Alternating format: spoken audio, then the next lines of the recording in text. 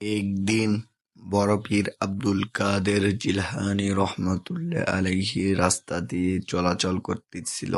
হঠাৎ তার সামনে একটা কুকুর চলে আসে। কুকুর জিজ্ঞেস করল, হে বড় পীর, আপনি বড় নাকি আমি বড়? তখন বড় পীর আব্দুল কাদের জিলানী রহমতুল্লাহ আলাইহি প্রচুর পরিমাণে চিন্তায় পড়ে গেল। এখন যদি বলি আমি উত্তম, তাহলে আমার মধ্যে অহংকার চলে আসবে। আর যদি বলি কুকুর তুমি উত্তম আমি নিকৃষ্ট, তাহলে কোরআনের বিপক্ষে চলে যাওয়া হবে। এখন বলি কে উত্তম কে নিকৃষ্ট, এখন আমি কিভাবে বলবো? অনেকক্ষণ বড় চিন্তা ভাবনা করতে লাগলো। হঠাৎ তার মাথায় একটা বুদ্ধি আসলো।